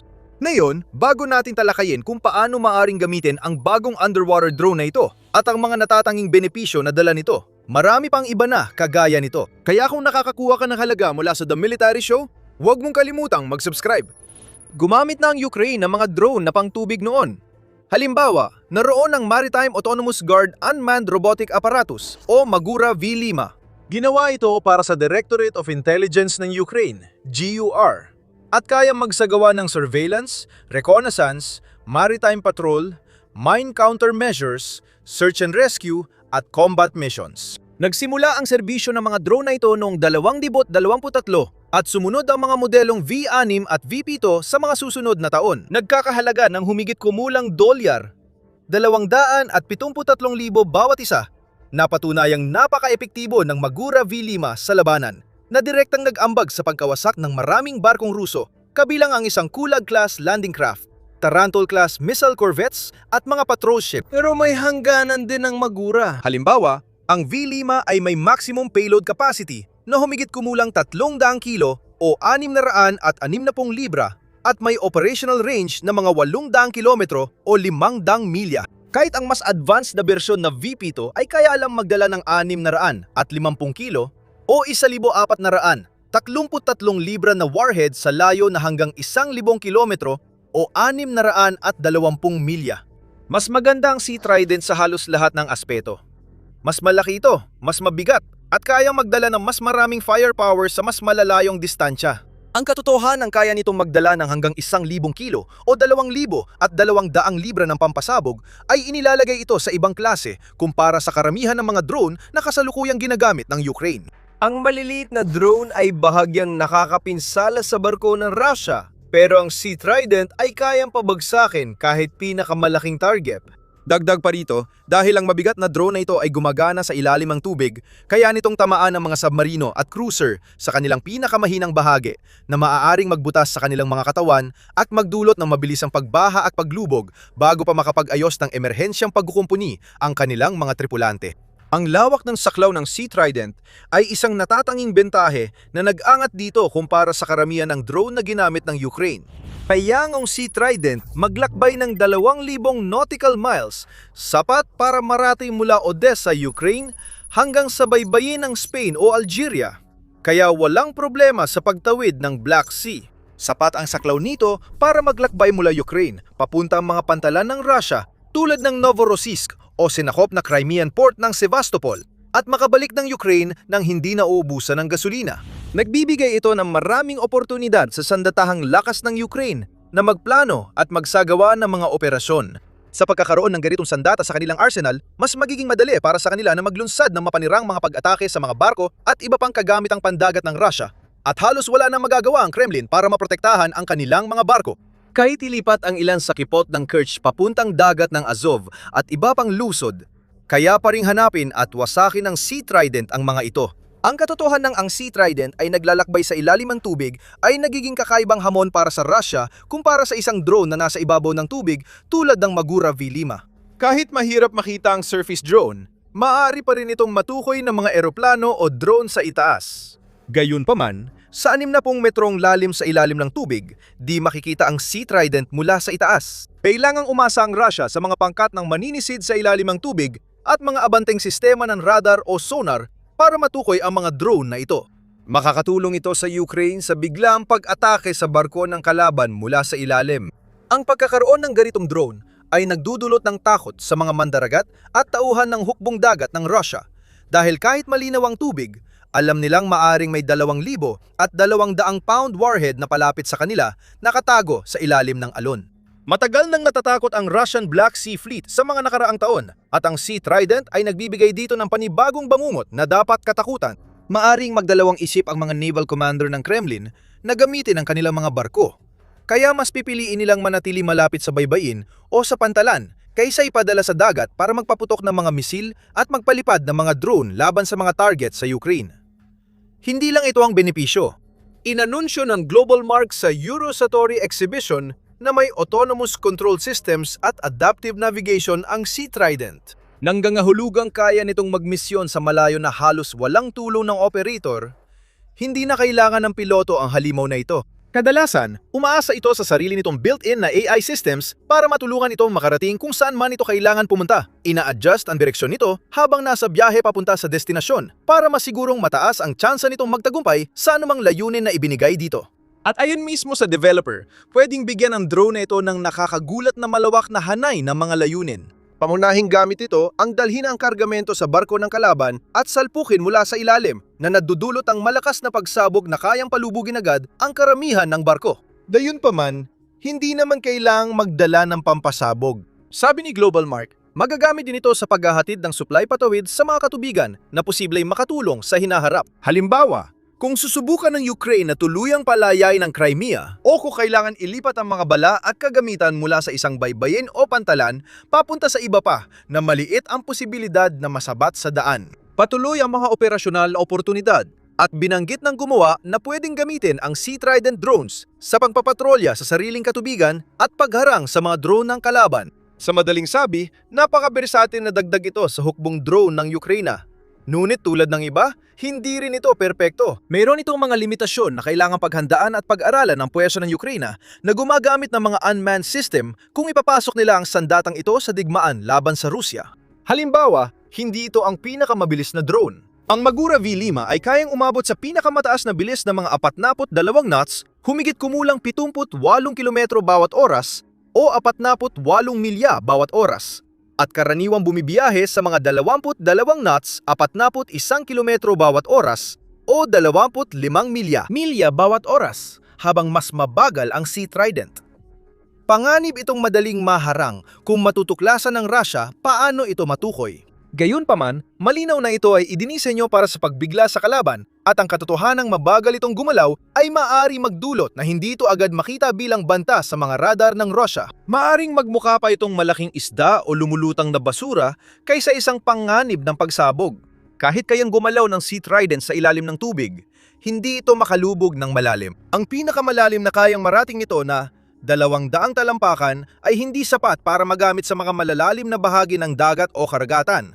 Kaya't ito ay pangunahing gagamitin sa mababaw na tubig at mga baybaying lugar. Para naman sa Ukraine, hindi naman talaga mahalaga yon. Hindi dapat masyadong mag-alala ang Ukraine sa pag-atake sa mga barko ng Russia. Dahil karamihan sa mga ito ay kadalasan nakatigil sa mababaw na tubig ng mga pantalan, ang mismong target ng Sea Trident. Dahil dito, nahaharap ang mga komandante ng Russia sa sitwasyong wala silang ligtas na mapagpipilian. Kung ilalabas nila ang kanilang mga barko mula sa daungan at papunta sa bukas na dagat, mas nagiging lantad sila sa mga pag-atake ng drone o missile mula sa impapawid na maaari magpalubog sa kanila bago pa sila makabalik sa base. Kung iiwan nila ang barko sa daungan, madali silang mapipinsala ng Sea Trident drone. Bukod pa dyan, maaaring gamitin ang bagong mabigat na drone na ito sa mga pag-atake laban sa mahahalagang bahagi ng infrastruktura tulad ng mga suportang poste ng Crimean Bridge halimbawa o mga daungan kung saan ikinakarga ang langis at iba pang yaman papunta sa mga Russian Shadow Fleet tanker. Sa kabuuan, isa itong mahalagang dagdag para sa Ukraine. Patunay din ito sa pagiging malikhain ng industriya ng depensa ng bansa na patuloy na lumalakas at umuunlad. Habang nahihirapan ng Russia na harapin ang napakaraming problema mula sa bumabagsak nitong ekonomiya hanggang sa humihinto nitong mga puwersa sa unahan at malalaking pagkalugi, tahimik ngunit may kumpiyansa namang ginagawa ng Ukraine ang mga dapat nitong gawin sa harapan man o malayo sa likuran. Patuloy na nagpapahirap sa kalaban ang mga sundalo at drone operator habang patuloy ding namamayani ang defense contractors sa pag-innovate. Gumagawa sila ng patuloy na dumaraming uri ng mga sandata, sasakyan at mga unmanned system. May potensyal itong makatuton sa Ukraine na maging mas malakas pa kaysa dati. Patuloy nakikinabang ang Ukraine sa suporta ng mga kaalyado nito sa NATO. Kapag iniisip ang pinakamalalakas na air force sa mundo, Agad mo maiisip ang mga halatang bansa tulad ng United States Air Force at pinagsamang air arms ng NATO na may 5th generation fighters, bilyong dolyar na budget at dekadang pininong doktrina.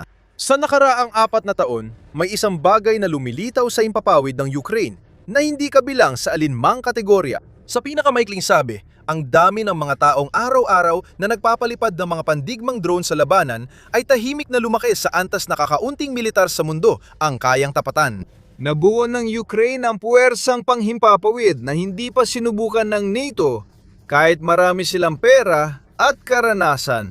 Ang kwento kung paano nila ito nabuo ay nagpapakita ng lahat ng dapat mong malaman tungkol sa kasulukuyang paraan ng digmaan. Simulan natin sa mga numero dahil mahirap paniwalaan ang mga ito.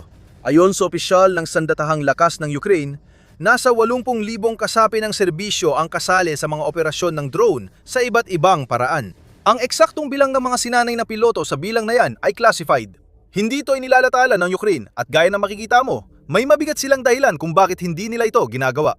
Tinatayan ng frontline operators at unit commanders na 25,000 hanggang 40,000 sa mga tropang iyon ay aktibong combat drone pilots. Ito ang mga kalalakihan at kababaihan na nagpapatakbo ng mga robotic na sasakyang panghimpapawid laban sa Russia sa bawat sangay ng militar. Ang mga iyon ay mga pagtatansya rin mula sa mga taong mismong napapalipad, hindi isang opisyal na inilatalang talaan ng labanan. At ang totoong bilang ay nakatago sa likod ng isang pader ng lihim na operasyon. Kahit ang pinakakonserbatibong bilang doon ay pambihira. Para maintindihan, ihambing ito sa tradisyonal na puwersa ng himpapawid. Kunin mo ang hukbong himpapawid ng Italya at bilangin mo lahat, ang mga piloto, ang mga mekaniko, ang mga tagapag-ulat ng panahon, ang mga kusinero, ang mga general, at lahat ng kanilang mga opisyal na kawani. Ang opisyal na bilang ay nasa pagitan ng 3,000 at 50,000 at 43,000 katao. Siyempre mga 1,500 lang, doon ang totoong mga piloto. Ang Estados Unidos naman, nagtatalaga ng humigit kumulang 30,000 hanggang 35,000 na mga tauhan ng himpapawid sa buong Europa. At 2,000 hanggang 3,000 lang sa kanila ang lumilipad. Ngayon, pagsamain natin lahat ng piloto ng NATO sa labas ng Hilagang Amerika para makuha ang mas malaking bilang. Ang bawat mga piloto ng fighter jet at mga crew ng transport, tanker at helicopter sa mga bansang kasapi ng Europa ay umaabot sa halos 15,000 aviator. Iyan ang buong lakas ng piloto ng European Wing ng NATO. Ngunit mas marami na ang combat drone pilots ng Ukraine ayon sa mababang pagtataya. Sa mataas na pagtataya, lampas dobleto. Ang ganitong paghahambing ay nagpapakita ng bagong pananaw sa nagawa ng Ukraine. Hindi lang ito drone program. Ito na ang pinakamalaking combat aviation force sa kanlurang mundo na nabuo mula sa wala at sa gitna ng bigmaan. Sa loob ng puwersang yon, may elite na unit na tinatawag na Unmanned Systems Forces ng Ukraine o SBS sa Ukrainian. Ito ay isang natatanging sangay ng militar na hindi pa nga umiiral, ilang taon lang ang nakalipas, at sa 2026 may humigit kumulang 15,000 katao na miyembro sa sarili nitong hanay.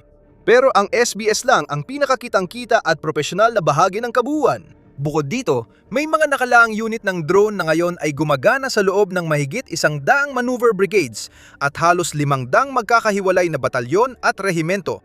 Ito ang mahalagang punto na maaring itago ng headline figure. Ang mga drone ay hindi isang espesyal na kakayahan na basta na lang idinagdag sa gilid ng hukbong Ukranyano. Naging pangunahing paraanan ng hukbo ang paggamit ng mga drone sa labanan at hindi yon isang pagmamalabis. Isipin kung ano talaga ang responsibilidad ng mga pilotong ito sa larangan ng digmaan. Noong unang bahagi ng Mayo, 2026 tinantiya ng opisyal ng Ukraine at independenteng analyst na drone ang sanhi ng 70 hanggang 70% ng kaswalti ng mga Ruso. Ang Polish Research Institute na OSW ay nakarating din sa katulad na konklusyon noong mas maaga pa, Oktubre 2025, kung saan tinatayang mga 70 hanggang 80% ng mga pagkalugi ng mga Ruso at halos 85% ng mga nasirang kagamitan sa unahan ay dulot ng mga unmanned system. Siyempre, walang sinuman ang makakapag-audit ng labanan sa aktual na oras at may dahilan ang mga pinagkukunan ng Ukraine na bigyang diin ang kanilang mga tagumpay. Mga analyst mula sa iba't ibang institusyon ay pareho ang pagtataya na marami ng sinasabi. Nagbigay pa ang Ukraine ng eksaktong bilang ukol dito. Sinabi ni Mikhailo Fedorov, Ministro ng Digital Transformation at tagapangasiwa ng drone operations, na umabot sa 800 at 20,000 kumpirmadong tama ang mga strike at bomber drone ng Ukraine noong 2025. Kapansin-pansin, lahat ng ito ay napatunayan gamit ang video mula sa drone. Batay sa tala, mahigit 80% ng target ng Russia na nawasak noong taon ay dahil sa mga drone, karamihan ay gawa sa loob ng bansa. Ang commander ng SBS ay nagsabing naitala ng tracking system ng Ukraine na mahigit 156,000 sundalong Ruso ang napatay o nasugatan ng mga drone lamang sa loob ng 5 buwan mula Disyembre 2025 hanggang Abril 2026. Kahit medyo pinalabis ang bilang, tugma ang laki ng saklaw na inilalarawan sa obserbasyon ng mga tagalabas at sa pagkapirmi ng frontline dahil sa kawalan ng pag-usad ng Russia sa 2025. Nagbago talaga ng pisikal na anyo ng larangan ng labanan ang pinagsama-samang epekto nito. Tama lang na ilarawan ang digmaan sa Ukraine bilang digmaang makina, kung saan hindi na maraming sundalo ang nasa harapan, kundi maliliit na pangkat ng mga operator ng drone at mga sasakyang panghimpapawid na kontrolado nila. Natuglasan sa panloob na datos ng Ukraine na ang mga drone ang responsable sa humigit kumulang 69% ng mga pag-atake sa mga tropang Ruso at 75% ng mga pag-atake sa mga sasakyan at kagamitan noong 2024 pa lang. At lalo pang lumaki ang porsyento mula noon. Umabot na sa 20 kilometro sa likod ng frontline ang kill zone ng mga drone. Nagpapahirap sa lohistika ng Ruso. Pinipilit ang mga supply convoy na maghiwa-hiwalay at umusad ng paisa-isa o dala-dalawa at ginagawang mahirap ang pagdadala ng pagkain at bala sa unahan araw-araw. Mas kaunti ang kailangang sundalo ng mga komandante ng Ukraine para magbantay ng mahahabang bahagi ng front at manatiling buhay dahil pinapalawak ng mga drone ang kanilang abot at kakayahan sa operasyon. Hindi magiging posible ito kung wala ang pundasyong industriyal na itinayo ng Ukraine. Noong unang bahagi ng 2026 sinabi ni Serhiy Boyev, ang Deputy Minister of Defense ng Ukraine, na kumpiyansa siyang kayang gumawa ng bansa ng mahigit 7 milyong FPV drone sa taong yon. 4 na beses itong mas marami kumpara noong 2024. Mahigit 160 kumpanya sa industriya ang gumagawa ng FPV drone sa bansa. Kabaligtaran nito ng Ukraine noong unang 2022 na nag-aangkat ng murang drone mula China at nilalagyan ng improbisadong granada at mina. Hindi lang marunong magpalipad ng drone ang mga tao sa Ukraine. Meron din silang sariling gawa at iba't ibang modelo ng drone na angkop sa labanan. Pinakamaganda, hindi lang sa frontline ginagamit ang mga drone. Ang parehong industriya ang gumagawa ng long-range strike drone na kayang abutin ng mga target sa loob ng Russia ng lampas, 1,500 kilometro. Sa mga nakaraang buwan, tinatarget ng Ukraine ang oil refinery, imbakan ng bala at military airfield sa mga distansyang dati at ubiling payagan ng mga gobyernong kanluranin gamit ang mga armas na sila rin ang nagsupply. Noong 2024 ilang buwang, nagdebate tungkol sa paggamit ng ATACMS na abot ng 100 kilometro. Noong 2026, umaabot na ng 600 kilometro ng regular ang Ukraine. At ang ilan sa mas ambisyosang modelo tulad ng Farpoint FP FP5 na technical na isang cruise missile ay may abot na 3,000 kilometro. Tinawag ito ng Ukraine na Long Range Sanctions Campaign, isang hakbang para pahinain ang infrastruktura na nagpapalakas sa makinarya ng digmaan ng Russia. Kaya, ang binanggit nating puwersang panghimpapawid ay kumikilos sabay-sabay sa buong digmaan. Tactical na FPV drones na pumapatay sa ilang kilometro mula sa trinsera, interceptor na nagbabantay sa malalayong lusod, at long-range strike drones na umaabot sa loob ng Russia. Pananapunta rito, ang bansang 4 na taon lang ang nakalipas ay nag-aangkat pa ng hobbyist quadcopter. Noong 2014 nang unang lusubin ng Russia ang Donbas, ang unang Ukrainian drone pilots ay semi-hobbyists pa lang. Sila mismo ang bumuo ng taktika. Bumili ng komersyal na sasakyang panghimpapawid gamit sariling pera o donasyon at nag-improvise ng reconnaissance nung mababang antas ng labanan sa silangan. Pagdating ng malawakang pananakop noong Pebrero 2022 agad na kailangang ipalaganap ang impromptu na kaalaman sa buong hukbo para sa reconnaissance habang nagmamadaling maglagay ng mga mata sa himpapawid sa buong Ukraine ang mga unit. Ang nagsimula bilang isang kakaibang kakayahan ay mabilis na naging isa sa mga pangunahing katangian ng digmaan. Dahil dehado pa rin ang Ukraine sa lakas militar kumpara sa hukbong Ruso, kinailangan nilang gumamit ng murang, maraming at mabisang strike drone para punan ang kakulangan. Sa madaling salita, ang mga drone ang bagong artilyerya. Ang kakulangan sa bala ay nagpalakas ng pangangailangan sa mas maraming drone. Nabuo rito ang isang positibong siklo. Bawat matagumpay na misyon ng drone ay pinupuri at tumutulong magpundo ng iba pang katulad na misyon. Noong 2026, isa na sa pinakamalakas sa mundo ang programa ng pagsasanay ng Ukraine para sa drone operator. Biglang pumirma ng kontrata ang mga sibilyan At ang mga sundalong magpapalit ng espesyalisasyon ay kailangang pumasa sa sertipikadong pagsasanay sa paglipad bago ma-deploy. Ang bansa ay may network ng mga flight academy na humuhubog sa mga baguhan para maging mahuhusay na mga operator sa loob lamang ng 1 o 2 buwan. Mahalaga, binubuo ito ng ilang antas, gaya ng mga paaralang pinapatakbo ng mga individual na unit ng labanan, mga negosyong para kumita, at mga programang direktang pinopundohan ng mga gumagawa ng drone. Dahil hinahanap ng Russia ang mga pasilidad na ito para patayin ang mga instruktor at trainee, maigpit na lihim ang kanilang lokasyon at bilang. Dahil kalat-kalat ang mga ito, maliit ang sansang isang atake ay makasira ng malaking bahagi ng pagsasanay ng Ukraine. Ilan sa mga paaralang ito ang nagpasilip sa loob. Mayroong isang sentro ng espesyal na pagsasanay o CST na matatagpuan sa rehiyon ng Zaporizhia na itinatag noong kalagitnaan ng 2024 ng isang volunteer na grupo na ang direktor ay dati naglingkod ng 14 na buwan bilang kumander na isang unit ng drone strike sa harapan. Pinapatakbo ito sa cost recovery at nagsasanay ng bagong recruit, veterano at aktibong operator. Sa 2026 magpo-focus sa pagpapatakbo ng interceptor drone ang susunod na malaking kategorya para sa depensa ng Ukraine. Ang pangunahing tagagawa, Skyfall, ay ginawang serbisyo ang flight training na inaalok kasabay ng kanilang hardware. Isang kinatawa ng kumpanyang nagsabi sa Kyiv Post na mula 2023 hanggang 2026, mahigit 20,000 operator ng sinanay ng mga flight school ng Skyfall at ang buong pagsisikap ay pinundohan ng buo ng kumpanya. At ang mga unit sa unahan ay nagpapatakbo rin ng sarili nilang mga programa. Sa ika-4 na mabigat na brigada, nakamakailan lang na-deploy sa mabagsik na sektor ng Konstantinuka, Drutskivka, ang basic na paaralan ay simula pa lang. Ang mga nagtapos ay magiging junior pilot sa maliit na drone section at magpapalipad muna sa ilalim ng gabay ng veterano bago pagkatiwalaang magsagawa ng misyon ng mag-isa. Ipinapakita ng militar na nagpapatakbo ng ika-200 at 39 na sentro ng pagsasanay ng unit kung gaano ka-organisado ang sistemang ito. Pinananatili nito ang ratio ng instruktor sa estudyante na humigit kumulang 1 sa 10 at ang mga kurso nito ay iniyakma para sa partikular na uri ng sasakyang panghimpapawid. Halimbawa, ang kwalifikasyon sa batayang Mavic quadcopter na gawa sa Tsina ay 39 na Araw Vampire Heavy Bomber Drone ay 40 hanggang 45 araw at full first-person view combat qualification ay halos 2 buwan. Tunay na kurso ito na para sa labanan pero gaming controller at upuan ang gamit ng operator, hindi replay. Maikli ang oras ng pagsasanay at marami ang dumaraan dito dahil iyon mismo ang antas ng pagmamadaling kailangan ng Ukraine. Huwag kalimutang mag-subscribe sa Military Show. Araw-araw kami nagbabahagi ng kwento para updated kayo sa geopolitika. Ngayon, ang dahilan kung bakit pursigidong-pursigido ang Ukraine na magsanay ng mas maraming drone operator kaysa sa ibang bansa ay dahil sa panloob na pressure na palitan ang manpower ng mga drone. Madalas ilista ng militar ang mga UAV operator bilang pinakahinahanap na tungkulin sa militar at lumawak na ang pagpipilian lampas sa stereotype ng batang gamer. Dumarami na ang kababaihang sumasali sa UAV training at ang mga pilotong kinapanayam sa paligsahan noong 2026 sa kanluran ng bansa ay nasa early 20-S hanggang 50-S ang edad.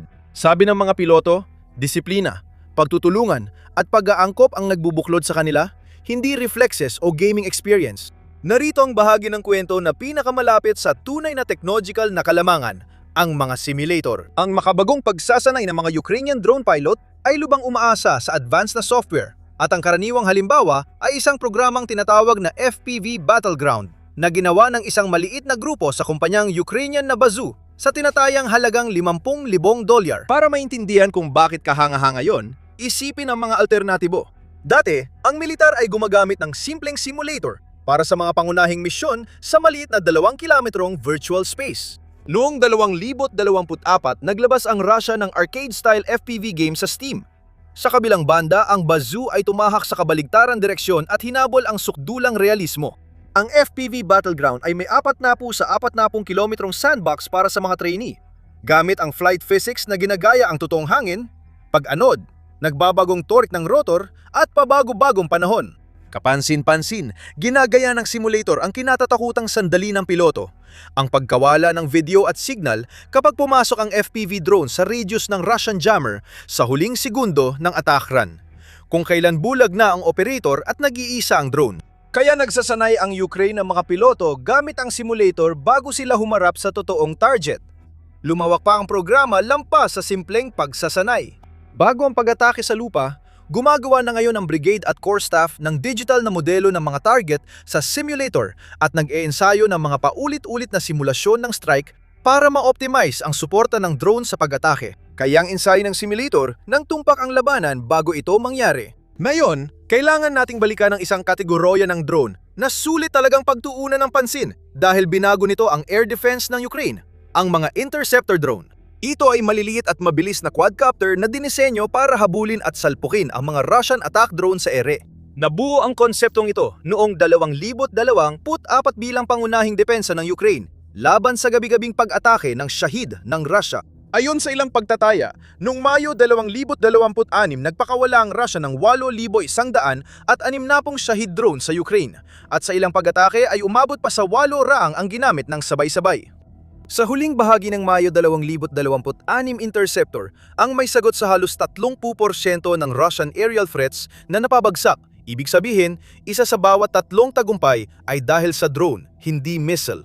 Ang buong punto rito ay ekonomiya. Isang interceptor drone na ilang $1,000 lang ang halaga ang ginagamit para sirain ang mga banta na dati ay nangangailangan ng surface-to-air missile na daan-daang beses na mas mahal. Kadalasan, kailangang umupo malapit sa frontline ang mga drone pilot at tumingin sa langit, kaya sila nagiging target. At dito, ang sagot ng tagagawa mula sa Ukraine ay alisin ng tuluyan ng piloto mula sa mapanganib na lugar. Sabi ni Skyfall, nakagawa ang kumpanya ng paraan para makapag-operate ang mga interceptor pilot mula sa frontline sa layong daan-daan o kahit libu-libong milya gamit ang satellite internet. Minsan, maaaring gawin ang setup sa ibang kontinente. Ang Wild Hornets, gumawa ng Sting Interceptor, ay bumuo rin ng katulad na sistemang tinawag na Hornet Vision Control. Halos hindi ka panipaniwala ang mga record gamit ang teknolohiyang yon. Sabi ng Wild Hornets, kaya ng operator kontrolin ng drone mula sa layong 2,000 kilometro. Siyempre, galing mismo sa gumawa ang mga pahayag na ito at sila mismo ang naglalatala sa kanilang mga video. Kaya posibleng sobrang bilang na yon sa perpektong sitwasyon. Pero kahit ganun, matibay pa rin ang lohika sa likod nito. Kung ang pinakamahalaga at pinakahinahanap mo mga tauhan ay hindi kailanman kailangan mapalapit sa mga target na kanilang hinahabol, nalutas mo na ang isang problema sa kaligtasan na kinakaharap pa rin ng lahat ng ibang militar sa mundo. Ang nagpapagana sa sistema ay ang praktikalidad nito. May halos tuloy-tuloy na palitan ng impormasyon sa pagitan ng mga piloto na lumilipad sa mga combat mission, ng mga paaralan na nagsasanay ng susunod na henerasyon at ng mga kumpanyang gumagawa ng mga eroplano. Ang taktikang ginamit kahapon sa harapan ay maaaring agad isama sa kurikulum sa loob ng ilang araw. Ang kontra-maneuver ng mga Ruso na nakita sa umaga ay maaaring baguhin ang pagsasanay sa hapon. Lingguhan, inaangkop ang pagtuturo batay sa aktwal na sitwasyon tulad ng nakita natin sa drone buying platform at gamification para sa drone squads. Kaya, mag-pause muna tayo. Mas malaki ang budget ng NATO kaysa sa Ukraine. Mayroon itong stealth fighter, aerial refueling, satellite constellations, airborne early warning at mga naipong doktrina sa air power. Sa karamihan ng kategorya, malaki ang lamang ng alyansa. Ano ang nagawa ng Ukraine na hindi kaya ng NATO? Kinailangan nilang buuin ang sistema mula umpisa. Hindi pa kailanman kinailangan ng NATO na bumuo ng malaking combat aviation mula sa civilian sa ilang buwan lang. Wala pa silang training school na ang curriculum ay lingguhang ina-adjust ayon sa feedback ng mga piloto na aktwal ding lumalaban sa araw na yon. Hindi pa nila nagamit ang distributed, remotely operated air defense sa ganitong lawak dahil kailangan mapanatili ang buhay ng mga operator. Hindi ginawa ng NATO ang mga ito dahil hindi sila napilitan. Napilitan ng Ukraine. Ang irony na yon baliktad na ang daloy ng kaalaman. Ang mga gumagawa ng drone sa Ukraine ay umiikot sa Europa para ibahagi ang kaalaman, habang ang NATO ay nagmamadaling magtayo ng sistemang panlaban sa drone na may maraming antas sa silangan ng alyansa. Denmark ang unang nagpundo sa paggawa ng armas ng Ukraine noong 2024. Matapos ang kasunduan sa depensa noong Hulyo 2025, inilunsad ng Ukraine ang unang joint drone production line sa Denmark noong Setyembre 2025. Nagpatupad ang Alemanya ng programa para gumawa ng eksaktong UAV models ng Ukraine. Ganito rin ang nangyari sa UK, Romania at Pransya na gumagawa ng mga drone mula Ukraine o bumubuo ng mga proyektong kooperasyon. Maging ang buong EU ay nagtatag ng isang drone alliance kasama ang Ukraine upang palakasin ang ugnayan at pahintulutan ang anumang kumpanya sa mga bansang iyon na mag-apply at maging bahagi ng programa. At sa pinakapuso nito ay iisang salik na halos imposibleng magaya saan mang panig ng mundo ang tunay na karanasan sa totoong buhay. Ang Ukraine ay mayroong milyon-milyong oras ng paglipad gamit ang mga drone. Lahat ay ginawa upang ipangtanggol ang bansa laban sa isang mananakop na mas malaki sa lahat ng aspeto. Dahil dito, naitatag ng Ukraine ang posisyon bilang potensyal na pandaigdigang superpower, lalo na sa laban ng drone. Malaki ang binabayaran ng Russia dahil bumabagsak ang kanilang puwersa, ekonomiya at politika ngayon. Panuuri ang video para sa karagdagan detalye. Huwag kalimutang mag-subscribe sa The Military Show para sa mga balitang pandaigdigang geopolitics.